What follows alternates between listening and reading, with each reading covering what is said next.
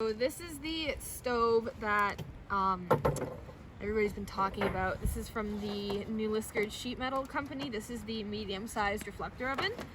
So for dinner tonight, we are having, what are we having? Wedges and chicken strips.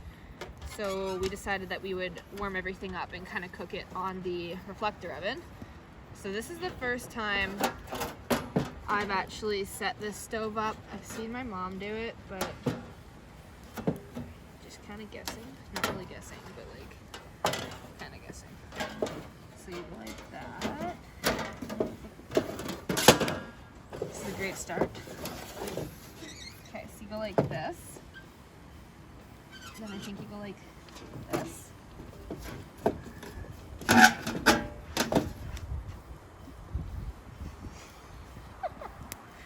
And then you take this grill thing and then stick it in.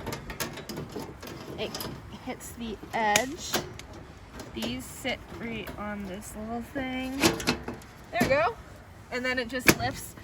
So you put all your stuff on here. This will face the fire. This reflects the heat.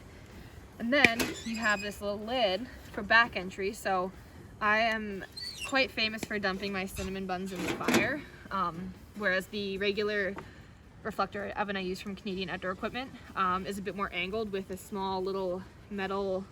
It's kind of like this. It's like a thin metal that sits and helps rest it. So this is kind of nice because instead of having to pull the reflector oven away from the fire, I can just like, sweet, they're not burning, you know? So let's get some stuff cooking.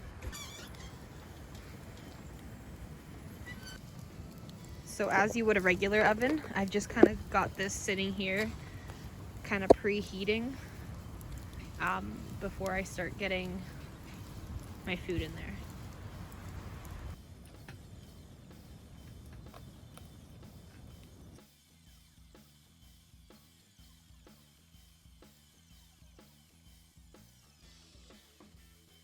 Okay, so I've got our wedges. So I've got our wedges ready. They're just the like the McCain wedges. So we're gonna put them in the oven.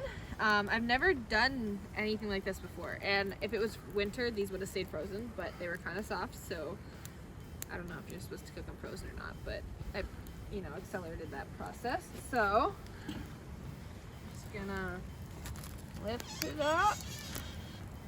It's very hot.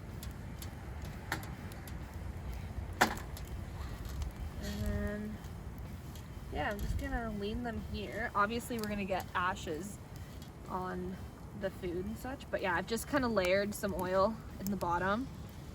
Very unhealthy meal, but we're camping, so it doesn't matter.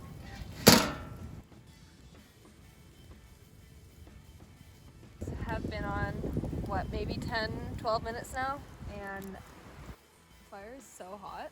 We got such a good bed of coals, but look how crispy they are already. Like, this is insane. So I'm gonna try to see how crispy they are. And Michael's just kind of propped open the lid with a stick, as you can see, just to kind of help me. But yeah, holy crap, this is hot. Oh, we got a rogue wedge. So yeah. That's what we're working with so far. I think this is going to be a successful meal. I think they're done, guys. They are golden.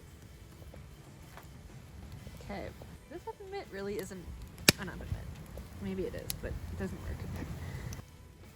So, how am I going to do this? You hear that? Look at those. Get in my belly!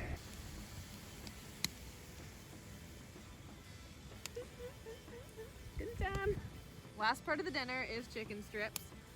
There's a lot on here, probably because, I don't know, I'm really hungry. We did stuff today.